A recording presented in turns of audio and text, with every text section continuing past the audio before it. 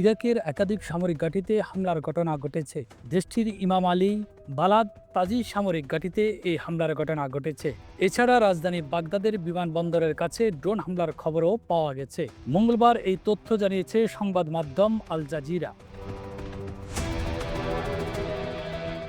যুদ্ধবিরতি এখনও হয়নি, ইসরায়েল হামলা বন্ধ করলে বন্ধ করবে ইরানও, এমন তথ্য জানিয়ে এক্সে পোস্ট করেছেন ইরানের পররাষ্ট্রমন্ত্রী সৈয়দ আব্বাস আরাগচি। তিনি জানিয়েছেন, দখলদার ইসরায়েল যদি তাদের অবৈধ হামলা বন্ধ করে তাহলে ইরানেরও হামলা চালিয়ে নেয়ার আর কোনো ইচ্ছা নেই।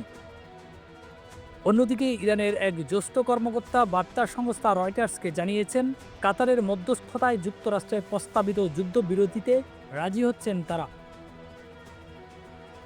এর আগে যুদ্ধবিরতিতে সম্মত ইরান ইসরায়েল এমন তথ্য যেন মার্কিন যুক্তরাষ্ট্রের প্রেসিডেন্ট ডোনাল্ড ট্রাম্প। তবে ট্রাম্পের যুদ্ধবিরতির ঘোষণা সম্পূর্ণ মিথ্যা বলে সংবাদ প্রচার করে ফাস্ট নিউজ।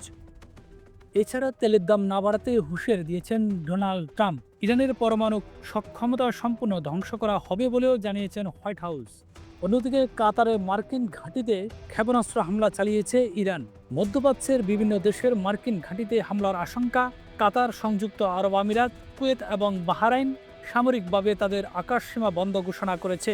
এর ফলে ঢাকা থেকে সব গন্তব্য পরিচালিত সব বাণিজ্যিক ফ্লাইট বাতিল করা হয়েছে। মধ্যপ্রাচ্যে আঞ্চলিক দুই প্রতিদ্বন্দ্বী ইরান ও ইসরায়েলের মাঝে টানা 11তম দিনের মতো হামলা পাল্টা হামলা চলছে।